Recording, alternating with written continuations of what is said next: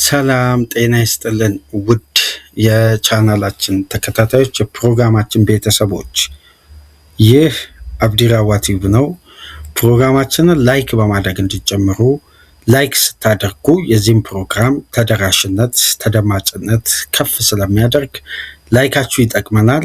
ላይክ እያደረጋችሁ ፕሮግራማችንን እንዲጀምሩ፣ አዲስ የሆናችሁ ቻናላችንን ዛሬ ለተቀላቀላችሁ ፕሮግራማችንን ሰብስክራይብ በማድረግ የደወል ምልክቷን በመጫን የቻናላችን ቤተሰቦች እንድትሆኑ በአክብሮት እየጋበዝን ይህንን ፕሮግራም ከሀገር ውጭ የምታደምጡ በባህር ማዶ የምትገኙ የቻናላችን አድማጮች በሱፐር ስቲከር፣ ሱፐር ቻት፣ ሱፐር ታንክስ ለቻናላችን የምታደርጉትን ድጋፍ እንድትቀጥሉ በአክብሮት እየጋበዝን ትናንትና በነበረን ቆይታ በገለጽንላችሁ መሰረት የአርሴናሉ ፉልባክ ቤን ዋይት የምርመራ ውጤት ማክሰኞ ከሰዓት በኋላ ይፋ ይሆናል በሚል መረጃውን አቀብያችሁ ነበር። ትናንትና እንደተጠበቀው እንግዲህ ጉዳቱ ተረጋግጧል።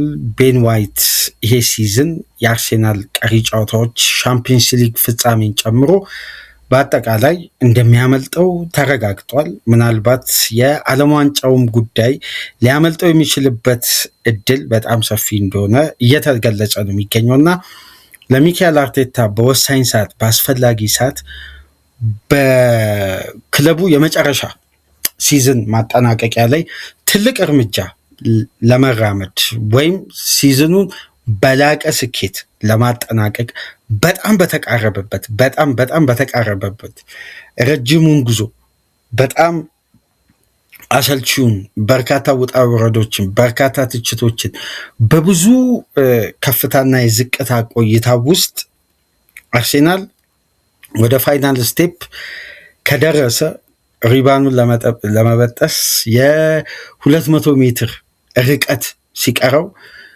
ምናልባት በቅርብ ሳምንት በተለይ ባለፉት 5-6 ጨዋታዎች ውስጥ ከታዩ የአርሴናል ከፍተኛ ለውጥና መሻሻል ውስጥ በእጅጉ ትልቅ ሚናና ትልቅ ለውጥ ካመጡ ተጫዋቾች መካከል ግንባር ቀደም የሚሆነው ቤን ዋይት በዚህን ሰዓት መጎዳቱ በየትኛውም መመዘኛ በጎ ነው ተብሎ አይታሰብም፣ ተቀባይነት አያገኝም። ምክንያቱም የትኛውም ጉዳት በፖዚቲቭ ሊወሰድ አይችልም። የበለጠ ግን በምርጥ 11ዱ ላይ የሚታይ ለውጥና አመርቂ በሆነ እንቅስቃሴ የበለጠ በዚህ ተጫዋች መኖር ሌላው ተጫዋች የሚያገኘው ፍጹም ነፃነትና የመጫወቻ መንገድ የበለጠ የክለቡን ፍሌክሲቢሊቲ ምን ያክል እንዳሻሻለው ባለፉት በነበረን ፕሮግራሞች ደጋግመን እያነሳን ነው። ይህ ፕሮግራም በነገራችን ላይ የቤን ዋይት ጉዳትን ብቻ አፕዴት የምናደርግበት አይደለም። ከቀናት በፊት አንድ ፕሮግራም ላይ አንስቼላችሁ ነበር። አርሴናል በዩኤፋ ሻምፒየንስ ሊግ ፍጻሜ አብዛኛው የአርሴናል ደጋፊ አእምሮ ውስጥ ያለው ቤን ዋይት ጤናማ ቢሆንም የጁሬን ቲምበር መመለስ የበለጠ ክቫራትስኬሊያን ማርክ ለማድረግ 1v1 ላይ ማርኪንግ ላይ የተሻለ ተጫዋች ነው፣ ዞኑን በማጠር በኩል የተሻለ ዲፌንሲቭ አክሽን አለው በማለት አብዛኛው የአርሴናል ደጋፊ የሚያነሳውን ሀሳብ አንዳንድ ተጨባጭ እውነታዎችን እስቲ እናንሳና ከጉዳዩ ጋር ያለንን ቀጥተኛ ግንዛቤን እስቲ ቼክ የምናደርግበትን ሀሳብ ዛሬም በዚህ ፕሮግራም አካትቼ ወደ እናንተ የማቀርብ ነው የምሆነው። ቤን ዋይትን እውነትም ለዛ ጨዋታ የሚያስፈልገው ወይስ ቲምበር ነው የሚለውን እናንተ ትፈርዳላችሁ። ግን በዚህ ሀሳብ ላይ በነፃ ሀሳብ በኮሜንትም ምንወያይ ይሆናል። የበለጠ ግን የቤን ዋይት ጉዳት በዚህን ሰዓት ለሚካኤል አርቴታ አርሴናል በጭራሽ ሊፈጠር የማይገባ አሳዛኝ የሆነ ጉዳት ነው። የቤን ዋይት እድል በጣም ያሳዝን ነው። ምክንያቱም በብዙ ውጣ ውረዶች ውስጥ ያለፈ ተጫዋች ነው። እንደምታውቁት አብዛኛው አርሴናል ደጋፊዎች አንድ በነበረው ኢንተርቪው ትልቅ ግርምት ፈጥሮ ነበር። መጀመሪያ ከስሙ ቤን ዋይት ሲለው የኔ ስም ቤን አይደለም ቤንጃሚን ዋይት ነው በማለት ጋዜጠኛውን ገና በመጀመሪያ ጥያቄው ነው ጋዜጠኛው ላይ ሌላ ትራውማ መፍጠር የጀመረው እና ያንን ኢንተርቪው ታስታውሳላችሁ ብዬ አስባለሁ። ምክንያቱም እዛ ኢንተርቪው ላይ ያነሳቸው ጉዳዮች በጣም አስገራሚም አስቂኝ፣ አንዳንዴ ደግሞ እግር ኳስ ተጫዋች ለመሆን የነበረው ምንም አይነት ህልም እንዳልሆነ ተጫዋችነት ትልቅ የቤን ዋይት የህይወት ትልቁ ግብ እንዳልሆነም አስምሮበት ሲገልጽ እንደነበር ሌላ ፕላን እንደነበረው በሐሳቡ ሌላ ከፕሮፌሽናል እግር ኳስ ተጫዋች በበለጠ ሌላ ዓላማ እንደነበረውም ጭምር ገልጿል እና በዚህ ግልጸኝነቱ በጣም በአርሴናል ደጋፊዎች ልብ ውስጥ በቀጥታ መግባት ችሏል እና በ2021 ጁላይ ላይ ነበር አርሴናል ለብራይተን 50 ሚሊዮን ፓውንድ ከፍሎ ይህን ተጫዋች ማስፈረም የቻለው። አንድ የሚያስገርመኝን ጉዳይ ወደኋላ የአርሴናል ደጋፊዎችን ላስታውሳችሁ።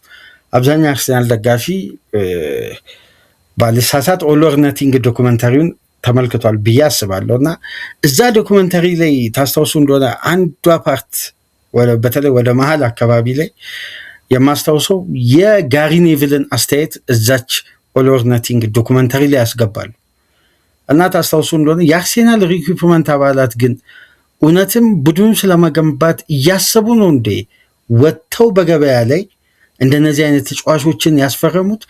በጣም ፑር ያለ ሲደግም የነበረውን አስተያየት የስካይ ስፖርትን አስተያየት እዛች ሹት ላይ ያስገቡ ነበር። ታስታውሱ እንደሆነ አላቅም እና የመጨረሻ ደካማ ውሳኔ ነው። ምክንያቱም በዛ ቤን ዋይት በፈረመበት ሳመር ከመጡ ተጫዋቾች ውስጥ ቤን ዋይት ብቻ ነው ማለት አብዛኛው ተጫዋች 23 ዓመትና ከዛ በታች ናቸው። ለቤን ዋይት 50 ሚሊዮን ፓውንድ መከፈሉ ጆክ ነው ይላል። ጆክ ነው የምትላትን ቃል ደግሞ ቤን ዋይት በአንፊልድ ይመስለኛል ካልተሳሳትኩ 4-0 ተሸንፈው መልበሻ ክፍል ውስጥ ቁጭ ባለበት ተጫዋቾቹን 50 ሚሊዮን ፓውንድ እንዴት ሺት ይሆናል እንደዚህ ብለን እንደ ህፃን እየታየን የተሰደብነው በሚዲያ ደረጃ እኛ በምናሳየው የሜዳ ውስጥ ፔርፎርማንስ እንጂ እድሜያችን አይደለም መንቃት አለብን ምናምን ብሎ በጣም ስሜታዊ ነው ሲያወራ ይስተዋላል እና ያንን ዶኩመንታሪ ካስታውሳችሁ የቤን ዋይት ሜንታሊቲ ሞኖስተር መሆን አንደኛው ጠቋሚ ቦታ ናት ይላል በወቅቱ። ከዛም በኋላ የምናስታውሰው የቤን ዋይት ሌላኛው ትልቁ አጋጣሚ ምናልባት በግሌ የተመለከትኩት አንድ ኢንተርቪው ላይ የቀድሞ አርሴናል ሴንተር ባክ ሆልዲንግ በኖቬምበር ወር 2021 አርሴናል ከሜዳ ውጪ ከኒውካስል ጋር ጨዋታ ነበር እና ማይነር እና ይሄ ሰከንድ ግሬድ ሰርድ ግሬድ የሚባል የሃርምስትሪንግ ኢሹ ሁለቱም ተጫዋቾች ላይ ነበር፣ ቤን ዋይትም ሆልዲንግም። አርሴናል በዛን ዓመት አልመለሰውም ዊሊያም ሳሊባን እና የቡድኑ ሴንተር ባክ ላይ የበለጠ የሚጫወተው የነበረው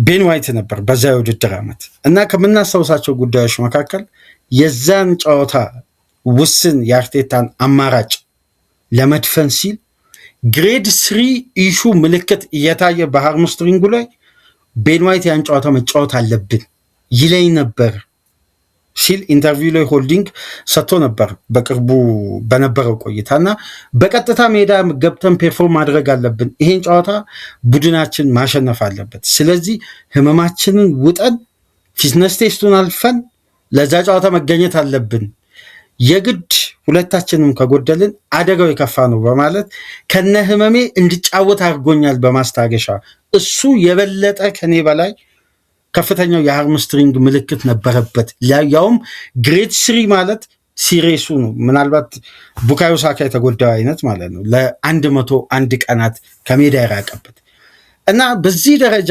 ሜንታሊቲው ጠንካራ የሆነ ተጫዋች ነው።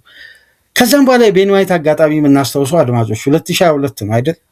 ከእንግሊዝ የዓለም ዋንጫ ስኳድ በግል ምክንያት በሚል ውጭ የሆነበት ወይም ራሱን ከካምፕ ያወጣበት ሁኔታ ተፈጥሮ በጣም በእንግሊዝ ደጋፊዎች ዘንድ ከፍተኛ ተቃውሞ ጠብቆት ነበር እና የምታስታውሱ ከሆነ በቅርቡ ቶማስ ቱኸል ቤን ዋይትን ጥሪ አድርገውለት በእንግሊዝ ብሔራዊ ቡድን ተቀይሮ ገብቶ ባገባበት ጨዋታ አንድ ውስብስብና ግራ የሚያጋባ በጣም የተደበላለቀ ስሜት ተፈጥሮ ነበር። የቤን ዋይት እዛ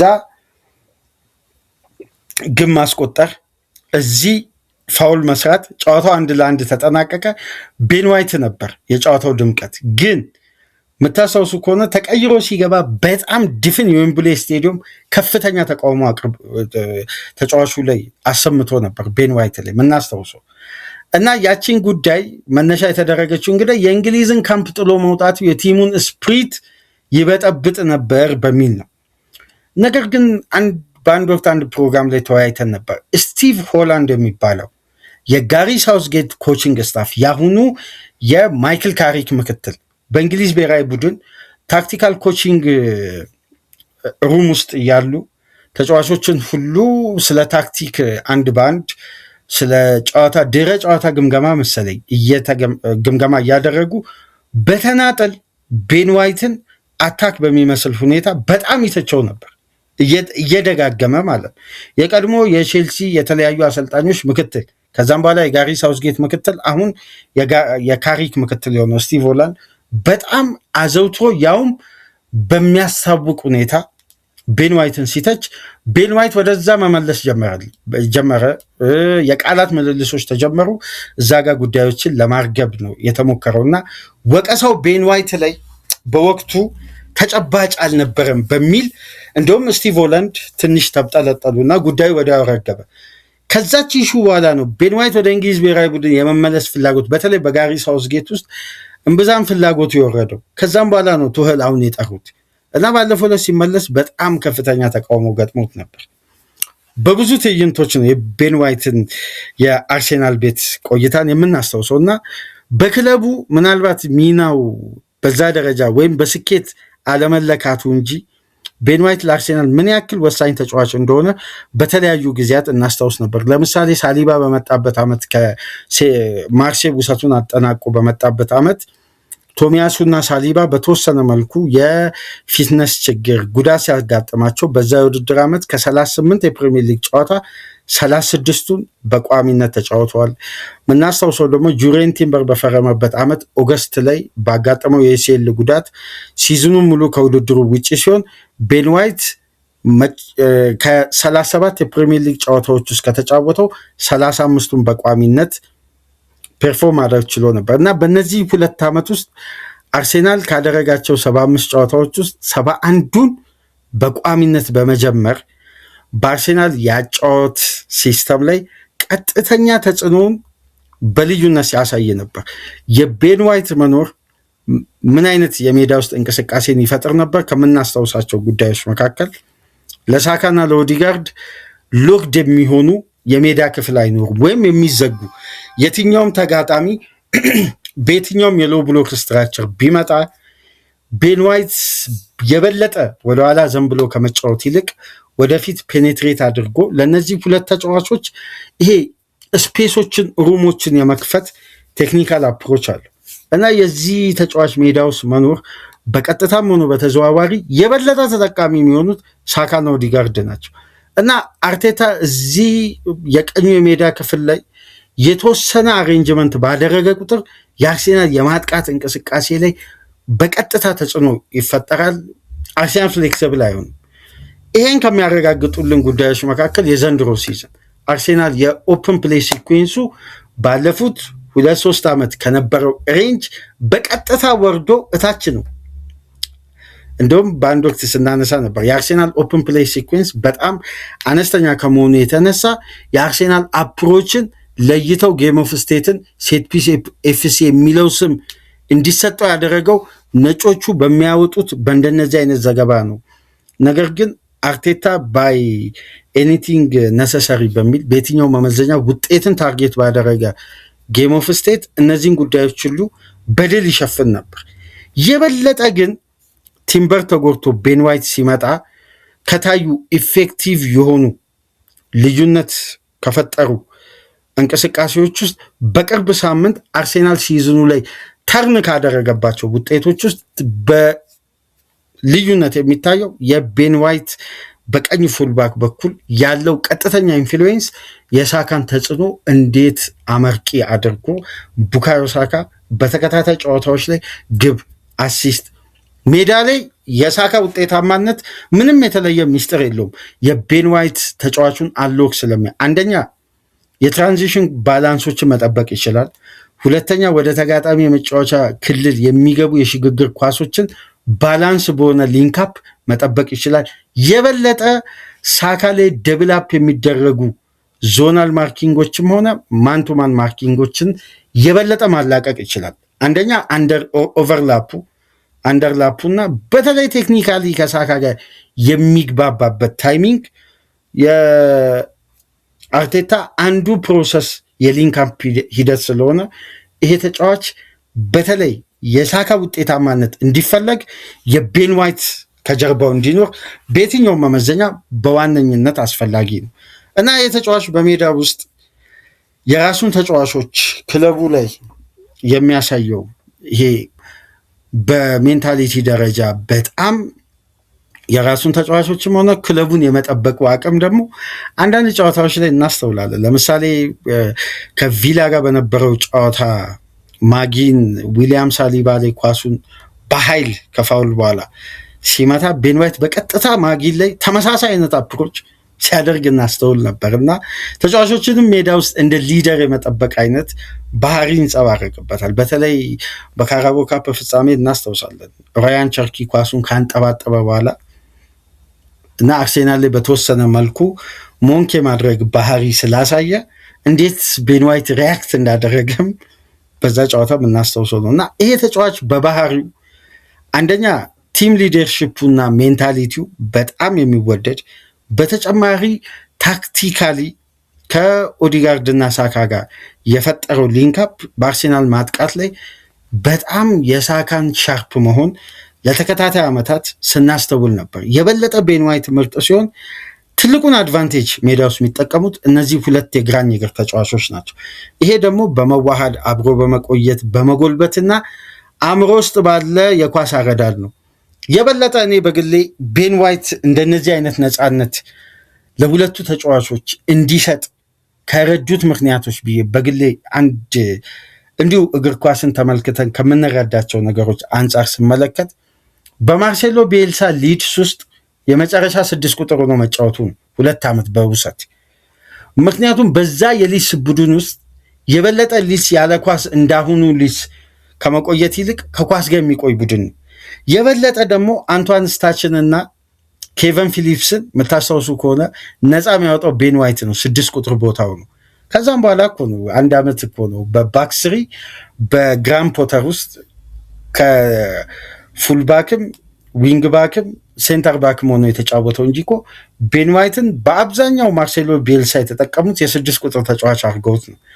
እዛ ቦታ ላይ ባሳየው የኳስ አረዳድና እዛ ቦታ ላይ በሰጠው ሽፋን ፉልባክ ደግሞ አርቴታ ሲያደርገው ወይም ሴንተር የበለጠ ፉልባክ ሲያደርገው እነዛን ሁለት ተጫዋቾች ልክ እንደ አንቷን ስታች እና እንደ ኬቨን ፊሊፕስ ነፃ የማውጣትን ባህሪ በማርሴሎ ቤልሳ ያጫወት ሲስተም ውስጥ አዳፕት ስላደረገ አሁን ላይ በቀጥታ ለነዚህ ተጫዋቾች ያንን ሽፋን የመስጠቱ ሚና አረዳዱን የበለጠ አርቴታ ሲያጎለብት ኦዲጋርድና ሳካ ውጤታማና ኢፌክቲቭ ሆኑ።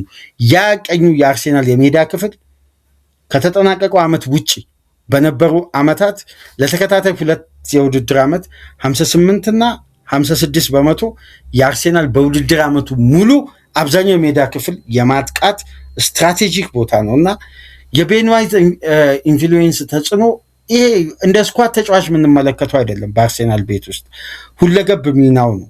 ከሜዳም ውጭ በሜዳም ውስጥ ያለው አንጸባራቂ የአርሴናል ቤት የተጫዋቹ ህይወት በጣም ብዙ ያልተነገረለት ግን በርካታ ስራዎችን የሚሰራ በተለይ ጠንካራ አእምሯዊ ዝግጁነት እንዳለው የምንረዳው ቤን ዋይት በየትኛውም ጫና ውስጥ ሪያክት ለማድረግ ወደኋላ የማይል ተጫዋች መሆኑ ነው እና አሁን ላይ ከሳማቪል ጋር ባለፈው እሁድ ዌስትሃምን አርሴናል በአስደናቂ የትሮሳርድ ግብ ጣፋጩን 3 ነጥብ ባገኙበት በዛ የምሽቱ ጨዋታ እንግዲህ ከሳማቪል ጋር በ1-1 ኳስ ላይ አንዱን እግር ባነሳበት ታይሚንግ ነው እንግዲህ የሳማቪልን ሰውነት ነክቶ ጉልበቱ ላይ በቀጥታ ጉዳት ያስተናገደው። ይሄ ጉልበት ጉዳት ደግሞ 3ኛው ስቴጅ ነው እንደምታውቁት።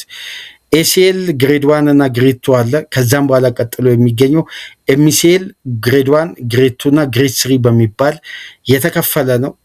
እስካሁን ድረስ ያለው ምርመራ ውጤት የሚያሳየው የመጀመሪያው ስቴጅ መሆኑ ነው። አሁን አሳዛኙ ጉዳይ ምን መሰላችሁ? የመጀመሪያው ስቴጅ ከ3 ሳምንት እስከ 5 ሳምንት ነው ከሜዳ የሚያርቅ።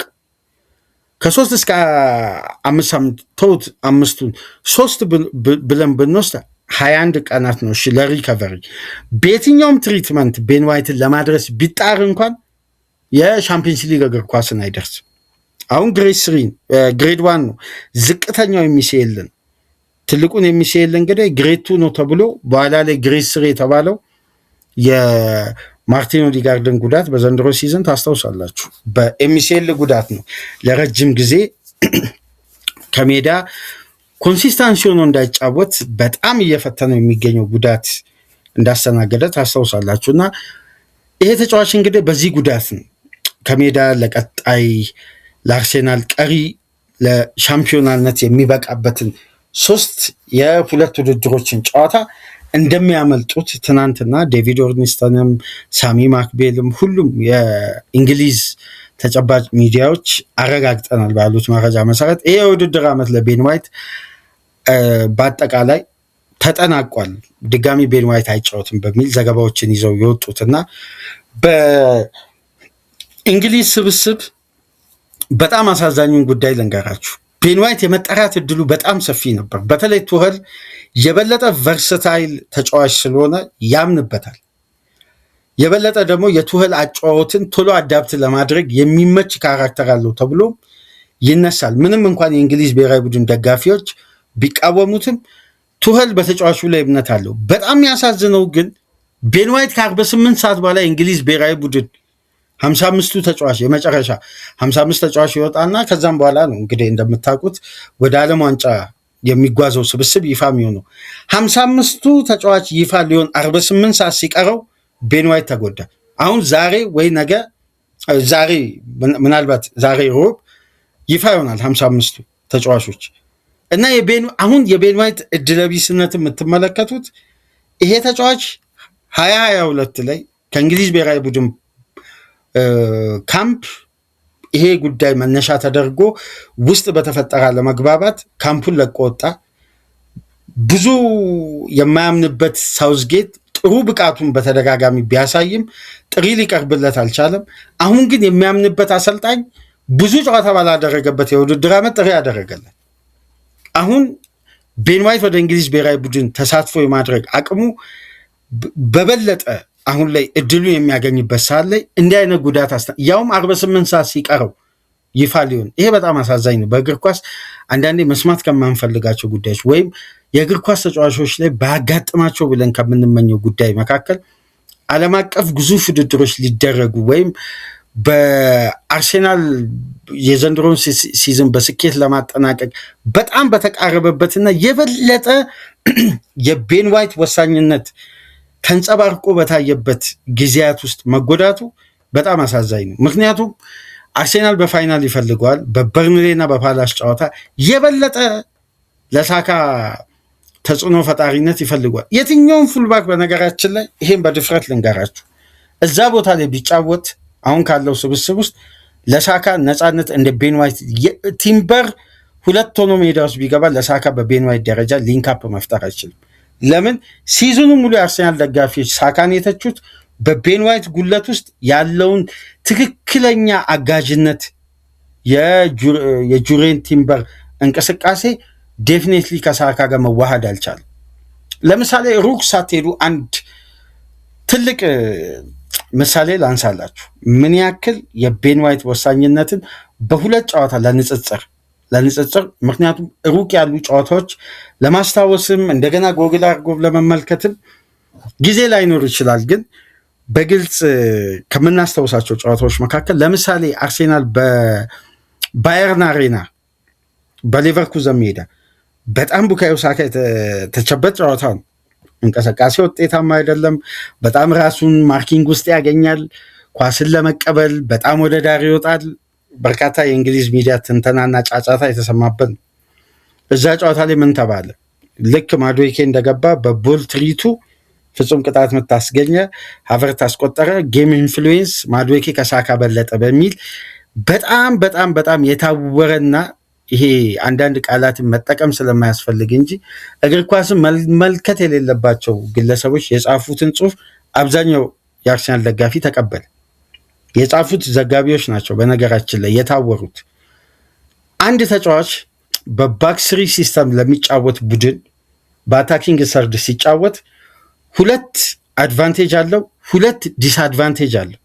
ዲስአድቫንቴጁ ምን መሰላችሁ? ፉልባኩ ሊንካፕ ማይፈጥር ከሆነ ክሬቲቭ አማካይ ወርዶ ማይጫወት ከሆነ ማርክ የሚደረገው በሁለት ዞን በሚያጠቡ ወይም ኮሊደሩን በሚዘጉ ሶስተኛው ሴንተር ባክ እና ዊንግ ባክ ነው የሚዘጋው። በአንድ ፉል ባክ አይደለም፣ በሁለት ማለት ነው። ስለዚህ ዞኑ ከታጠረ እዚህ ተጫዋች ጋር የሚደርሱ የኳስ ቁጥሮችና ሊንካፖች ከሌሉ ይሄ ተጫዋች ብቻውን ሜዳ ውስጥ ክሬት የማድረግ ኦፖርቹኒቲው በጣም ዜሮ ነው የሚሆነው። ያን ጨዋታ የምታስታውሱ ከሆነ ከረፍት በፊት ራያ በረጅሙ ለሳካ የጣላት ኳስ ሳካ ወደ ተጋጣሚ ሀፍ መግቢያ ላይ ተቀብሎ በቀጥታ በፔኔትሬሽን ለማርቲኔሊ አሻገር። ማርቲኔሊ የግቡን አግዳሚ መለሰ መሰለኝ። ያ የሌቨርኩዘን ጨዋታ በቂ ማሳያ ነው። አንደኛው ቲምበር ሲሰለፍና የበለጠው ኋይት ሲሰለፍ ልዩነቱን ልንገራችሁ። አንደኛው በቅርብ ጊዜ የተደረገው ጨዋታ ለምሳሌነት በቂ ማሳያ ስለሆነ የፉላሙ ጨዋታ ላይ አርሴናል ኦፕን ፕሌይ ሲኩዌንሱ በዘንድሮ የውድድር ዓመት በከፍተኛ ቁጥር ፈርስታፉ የታየበት፣ ቻንሶቹ በጥራት ደረጃ የተቀመጡ፣ ማጥቃቱ በእያንዳንዱ ፌዝ ላይ ትራንዚሽኖቹ በፕሬሲንግ የተገኙ ሳይሆን በአርሴናል እንቅስቃሴ ያውም በደንብ ተመልከቱ። አርሴናል ቤን ዋይት ሲሆን ተከላካይ መስመሩ ሃይላይን ለመጫወት ደፋር ነው ቡድኑ። ቲምበር ሲኖር ግን አርቴታ አንድን አደጋ ይጠነቀቃል። ቦል ሪከቨሪ ላይ የበለጠ አግሬሲቭ የመሆን አቅም ቤን ዋይት ስላለው ኤሪያል ትሪቱን ባላንስ ማድረግ ይችላል። ቲምበር በዚህ በኩል ደካማ ስለሆነ ነው በነገራችን ላይ የበለጠ ዲፌንሲቭ አክሽን ላይ ፐርፌክት የሆነው። ይህን ጉዳይ በነገራችን ላይ በዓለማችን ላይ ሁሉም ተጫዋቾች በተሟላ ፔርፎርማንስ ላይ ይገኛሉ ማለት አይደለም። አንዳንዴ ክሮኒክ በሆኑ ጉዳዮች የተሻለው ፉልባክ በቂ ሽፋን ላያገኝ ይችላል። በደንብ ከተመለከታችሁ አርሴናል እንደ ቡድን ሲንቀሳቀስ ስትራክቸራል አታኪንግ ሲስተሙን ለተመለከተ በጣም ግልጽ የሆነ ሲስተም አለ። በቅርብ ሳምንት በተደጋጋሚ በተለያዩ ፕሮግራሞች ሳነሳላችሁ ነበር። 2-3-5 ከማጥቃት ስትራክቸር አርሴናል 3-1-6 ተቀይሮ በጣም ፍሌክሰብል ሆነ። አንድ ትርፍ ተጫዋች ኦፖዚሽን ሀፍ ላይ አለ። አሁን ከ2-3-5 ሲስተም 3-1-6 ሲስተም አርሴናል ሲቀየር ማን ነው ያ ትርፍ ተጫዋች? የተለየ ስትራክቸራል የአርሴናል ማጥቃት ላይ የተጨመረው ካላችሁ ቤን ዋይትን ከኳስ ጋር ኦፖዚሽን ሀፍ መግባት ይችላል። የጁሬን ቲምበርን ሙቭመንት ተመልከቱ በደንብ ልብ ብላችሁ። 1v1 ተጫዋች ማርክ ማድረግ፣ የአደጋ ክልልን ትሪት ማድረግ ቲምበር አስገራሚ ነው። በዚህ በኩል የምናወራው ግን ፉል ስኬል የጨዋታ ክፍለ ጊዜ ላይ ስላላቸው ቀጥተኛ ከኳስ ጋር ያለውን ተጽዕኖ ነው። አርሴናል ሁለት የሚያደርገው 2-3-5 እንዲጫወት የሚያስገድደው ቲምበር አልፎ ከሁለቱ ሚድፊልደሮች ወይም ከአንዱ ፉልባክ ጋር ወይም ካሌፊዮሪ ኢንቨርትድ ሊያደርግ ይችላል። ካልሆነ ሂንካፔ የላኛው ኮሊደር በቆመበት ወቅት ከዙቢመንዲ አጠገብ ከሂንካፔና ቲምበርን ለይቶ መሀል ላይ ዙቢመንዲ ይሆናል። ሳሊባና ጋብሪኤል ይገደባሉ በ2-3-5 ማጥቃት ፎርሜሽን ላይ። አሁን ግን የአርሴናል ሲስተም ምን ሆነ? በጣም ፍሌክሰብል ከመሆኑ የተነሳ 3-1-6 ሆነ። ትርፉ ተጫዋች ቤን ዋይት የሆነበት ልክ አርሴናል ቢውልዳፕ ሲመራ በደም ካያችሁ ራይስ ወደ ተጋጣሚ ትራንዚሽን መግቢያ ሚድ ላይ ጠጋ ብሎ ነው የሚቆመው። ለምን? ፋስት ብሬኮችን በፍጥነት ለማሻገር የማይል ስኬሊ ፓስ ወሳኝ ስለሆነ። ስለዚህ ቤን ዋይት የት ነው ያለው? ሳካ አጠገብ። የማይል ስኬሊ ኳስ ምን ይሆናል? ፕሮግረስ ይሆናል። በቀላሉ አርሴናል አንድ ትርፍ ተጫዋች ኦፖዚሽን ሀፍ ሲያገኝ እንዴት ነው ሳካ 1v1ን ተውት። የሮበርትሰንን ከረፍት በፊት ከፉላም ጋር 6 ተገናኝተው 6ቱንም አለፈው። ሳካ በዘንድሮ ሲዝን 6 ጊዜ በአንድ ጨዋታ አንድን ተጫዋች አላለፈም። ለመጀመሪያ ጊዜ ነው። ይሄ ለምን የሆነ ይመስላችኋል? ሳካን በተናጥል አንድ ተጫዋች በአንድ ማርኪንግ ማንም ተጫዋች ሳካን አያውቁም። ይሄን ተጫዋች ግን የማግደል ኮንትሮል ያለው ማን ነው? ባላንስ ጠብቆ ቤን ዋይት ነው። ለዚህ ነው ቤን ዋይት ለአርሴናል የሰሞኑን መሻሻልን ፍሌክሲቢሊቲም ከማይል ሉዊስ ስኬሊ ጋር ወደ ምርጥ 11 መምጣታቸው አርሴናል የበለጠ ወደ ማጥቃቱ ኢነርጂ እንዲመለስ ረድቶታል። ይሄን እስቲ ታዲያ የዚህ ተጫዋች ጉዳት ፋይናሉ ላይ ምን ያክል ኢንፍሉዌንስ እንደሚያደርግ ተመልከቱ። አሁን ለምሳሌ ክቫራ ተስኬሊያ ትልቁ አቅም ምንድነው? 1v1 ቴኮን እነዛን በድሪብል ይሄን ጉዳይ ቲምበር የመድረስ እድሉ በጣም ዝቅተኛ ነው። ባይደርስ ነው አርቴታ ከዌስትሃም ጋር ደክላን ራይስን ፉልባክ ላይ የሞከረው ሪስክ የወሰደው። ያቺ ኤክስፐሪመንት የምጠቁመን ቲምበር ግሮይን ኢንጁሪው ክሮኒክ ነው። ስለዚህ ይሄ የሶፍት ቲሹ ችግር በጣም በቀላሉ ሪከቨር ለማድረግ ከበድ ስለሚል ፕሮግረስ እስከሚያደርግ ድረስ መጠበቁ በቃ አስገዳጅ ነው። ምክንያቱም የሶፍት ቲሹ ችግር ሰርጀሪ ከተደረገ በጣም ረጅም ጊዜያትን ነው የሚቆየው። አሁን ኮል ፓልመር ዘንድሮ የሚሰቃይበት፣ ፎደን የሚሰቃይበት ፊትነስ ላይ አላበቃ የሚላቸው ጉዳት ነው ሶፍት ቲሹ እና ይሄ ኤክስፐሪመንታል ነው እየተባለ ግን ቤን ዋይት በኮሊደሩ ላይ ሲኖር ፒኤስጂ በማጥቃት ውስጥ ያለ መሳቀቅ ውስጥ ይገባል። ቤን ዋይት ሲኖር እንዴት መሰላችሁ? ትልቁ ምልክት ባለፈው ዕለት ሀሳቡን ጠቁሚያችሁ ነበር። ቶማስ ላይማር የመጀመሪያው ሌግ ላይ በደም ከተመለከታችሁ ኦሊሴ ጌም ኢንፍሉዌንሱ በጣም አስደናቂ ነበር። ከፒኤስጂ ጋር በደም ከተመለከታችሁ ኮሊደሩን የበለጠ ከቨር የሚያደርገው ኦሊሴ ተመልሶ ፉልባክ አይረዳ፣ ኪርሚች ወርዶ ላይማር የሚረዳ ከሆነ እዚህ ያለው ሶስቱ አማካይ ሚድፊልደሮች ፓቭሎቪችን በአንዴ መበታተን እንደሚችሉ ያውቃል ኮምፖኒ። ስለዚህ ኪርሚሽም አይወርድም፣ ኦሊሴም አይመለስም። ያ ኮሊደር ታዲያ በበለጠ ከቨር የተደረገው በማን? ያውም ተመልከቱ ኑኖ ሜንዴዝም ክቫራም ባሉበት ኮሊደር ነው። ግን የበለጠ ዶሚኔት የነበረው ኤሪያሉ ላይ በሚገኙ ኳሶች ክቫራ ተስኬሊያ ያስቆጠር እንጂ የኮሊደሩ ዶሚኔት የነበረው የባየር ሙኒክ ነው። ለዛም ነው ከዛ ላይ የተነሱ ኳሶች አደጋ ሲፈጥሩ የነበረው። ሰከንዱ ላይ ግን እንዴት ነበር በቀላሉ ያችን ኤሪያ ኤክስፕሎት አድርጎ ፒኤስጂ ዶሚኔት ያደረገው? በመጀመሪያ ደረጃ ላይማርና ኦሊሴ እንዳይገናኙ ያንን ኮሊደር ለመከፋፈል የመጀመሪያው ስቴፕ የነበረው ሳፋኖቭ ኳሶችን እንደያዘ በቀጥታ አያስጀምርም። የእጅ ነው የሚያወጣው የማን አናት ላይ እንደሆነ ታውቃላችሁ? ላይማር ላይ ሆም ብሎ ማለት ታክቲክ ነው። እና በደንብ ከተገነዘባችሁ ፕሌይንግ ሬት ሲሰጥ ለሳፋኖቭ የተሰጠው 4 ነው 3 ነው። በዓለም አቀፍ ደረጃ ሬት የሚሰጡ ተቋማት እንኳን የሳፋኖቭ ደጋግሞ 10 ኳስ ወደ እጅ ሲያወጣ ታክቲካል መሆኑን አልተረዱትም። ላይማር አናት ላይ ኳሶችን ሲያወጣ ከረፍት በፊት 4 ከረፍት በኋላ 6 ኳስ ሲያወጣ የመጀመሪያው ጉዳይ ዞኑን ኳስ መስርቶ ፕሮግረስ እያደረገ ባየር ሙኒክ የሚወጣ ከሆነ የትኛውንም ቡድን ይበልጣል። ምክንያቱም ቴክኒካሊ የኦሊሴ 1v1 አፕሮች አለ። በሁለተኛ ደረጃ በአካል ብቃት የታገዘ ያንን ኮሊደር የቀድሞ ዲፌንሲቭ ሚድፊልደር በሬድቡል ላይፕዚግ በአርቢ ላይፕዚግ የምናውቀው ላይማር እዛ ቦታ ላይ አግሬሲቭሊ 1-1 ማሸነፍ ይችላል። ስለዚህ ለኦሊሴ የሚሰጠው ከቨር ምን አይነት ነው? ኮሊደሩ ላይ ያሉ ተጫዋቾችን በማጽዳት ነው። ስለዚህ ኦሊሴ ካልተመለሰ ያኛው ቦታ ላይ የሚፈጠረውን ጋፕ ሉዊስ ኤንሪኬ በሁለተኛው ዙር ምን አደረገ?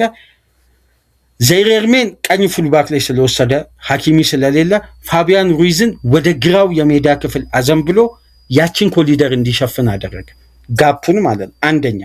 ሁለተኛ የሳፋኖቭ በቀጥታ የእጅ ማውጣት ባየር ሙኒክ ምን አይነት ስትራቴጂ ውስጥ ይገባል? የእጅ ሊጥል ላይማር ልክ ሊጀምር ሲል በ1v1 ሁሉም ተጫዋች ዞኑ ተሸፍኗል። ስለዚህ የማሰቢያ ጊዜ የላቸው። አያችሁ፣ ያለ ኳስ ስትራክቸራል መከላከል ነው ኤንሪኬ ይዞ የመጣው። በጣም በጣም ረቂቅ የሆነ የጨዋታ ፕላን ማለት ነው። 10 ኳስ ወደ እጅ ወጣ ማለት 10 ፖዚሽን ፒኤስጂ አሳልፎ ሰጥቶ ግን እንዴት መቀበል እንዳለበት ያውቃል። ምክንያቱም የፒኤስጂ ሃይ ፕረስ ለየትኛውም የተከላካይ ክፍል አይመችም። ምክንያቱም የትኛውም ስፔስ እና ዞን ላይ በቀላሉ ፕረስ አድርገው ኳስን መንጠቅ ይችላሉ። ይሄ አግሬሲቭ በመሆን ምናምን አይደለም። ተጋጣሚ ፓስ የሚያደርግበትን ስፔስ አጥቶ ፖዚሽንም ስቶ ኳስን ነው የሚያጣው። ስለዚህ ፉልባኮቹ ሯጭ ከሆኑ በአንዴ የአንድን ቡድን የተከላካይ መስመር ሙሉ በሙሉ ኤክስፕሎት ማድረግ ይችላሉ። ስለዚህ ቆሞ 1v1ን መከላከል አይደለም ከፒኤስጂ ጋር የሚያዋጣው። ለዚህ ነው የቼልሲና ፒኤስጂን የክለብ ወርልድ ካፕን ፍጻሜ ለተመለከተ ቤን ዋይት ቢኖር ነው ቀኝ ፉልባክ ላይ ለአርሴናል የበለጠ ዋስትና። ቲምበር። ምክንያቱም ሪስ ጀምስን ኢንቨርትድ ፉልባክ አድርጎ ሲያስገባ አንድ ትርፍ አማካይ ሆነ። የበለጠ ማሎ ጉስቶ ፔኔትሬት ሲያደርግ አንድ ትርፍ ተጫዋች ሆነ። ያኔ ፔዤ ራሱ ያፈገፍጋል። የመጀመሪያው ዙር የባየር ሙኒክ ጨዋታ የቼልሲ የክለብ ወርልድ ካፕ የጨዋታ ፕላንን ለተመለከተ በአርሴናል ፉልባክ ላይ ያለው ኃላፊነት በነ ቲምበር መከላከል ላይ አይደለም፣ በማጥቃት ትራንዚሽን ውስጥ ያሉ ተጫዋቾች የበለጠ ኢፌክቲቭ የሚሆኑበት ነው። ሌላ ነጥብ ላንሳላችሁ ከዚህ ጋር በተያያዘ ልክ የመጀመሪያውን ግብ ዴምቤሌ ሲያስቆጥር ገና በጊዜ ጨዋታውን የጀመሩት ታስታውሱ እንደሆነ ፈርስታ ፔዤን በቀጥታ ወደ ቀኙ ፉልባክ ነው ኳሱን ያወጣው፣ ወደ ላይማር ፖዚሽን ዴምቤሌ እንደተጀመረ። ይሄ የፔዤ ጨዋታ ፕላን ነው። ስለዚህ ባየር ሙኒክ የእጅ የሚጥለው ተጫዋች ከስፔስ ከዞን ስለወጣ ጎዶሎ ነው። በ1v1 ኖየር ፕሬስ ይደረጋል በስፔስ ማለት ነው። ያችን ኳስ ሲጥል ከክሪሚች በፍጥነት ነበር ጆዋው ኔቬስ ሪከቨር ኳሷን ያደረገው። በአንድ የፓስ ታይሚንግ ላይማር የእጅ ጥሎ ቦታውን ስፔሱን እስከሚያገኝ ድረስ በፍጥነት ለክቫራትስኬሊያ ፓስ አደረገ። ስለዚህ 1v1 አልተፈጠረም ማለት ነው። ምን አገኙ? ስፔስ። አሁንም ቢሆን ፔዤ 1v1 ላይ አተኩሮ አይደለም፣ ስፔስን ማሸነፍ ላይ በጣም የተራቀቀ ቡድን ስለሆነ ነው።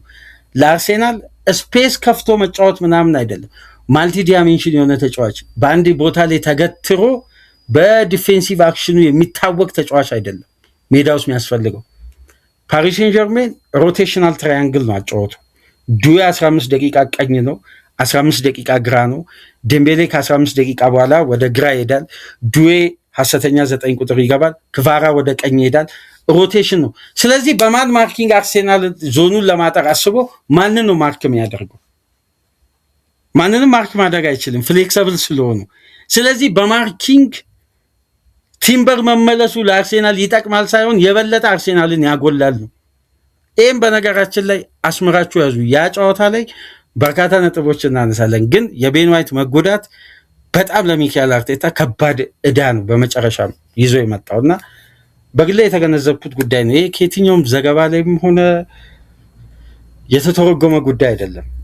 ይሄ የራሴ አንዱ ምልከታ ነው። ከዛ ጨዋታ እንደውም እንደ ፕሪቪው እችን ነጥብ ያዟትና በቀጣይ ቀናት እናንተ ከምትሰጡት ኮሜንት ሌላ ደግሞ ከምናይባቸው ነጥቦች ጋር እያይዘን በፍጻሜውም ዙሪያ ከበርንሌም ጨዋታን በፊት ሀሳቦችን እንለዋወጣለን። ለማንኛውም ቤን ዋይት በቀሪ 3 ጨዋታዎች ለአርሴናል በድጋሚ አይጫወትም የሚለው ጉዳይ በትላልቅ ዘጋቢዎች ትናንትና ሲዘዋወር ሲረጋገጥ ነበር። እንግዲህ አርሴናልም በኦፊሻል ፔጁ ላይ ይህን ጉዳይ ያረጋግጧል። በጣም አሳዛኝ ዜና ነው። ለማንኛውም ፕሮግራማችንን ላይክ አድርጉ።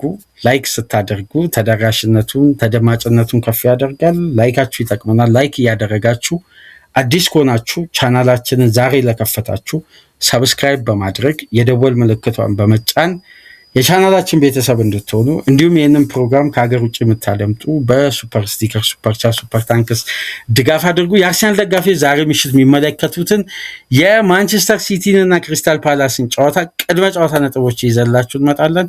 እስከዛው ድረስ ሰላም ቆዩ።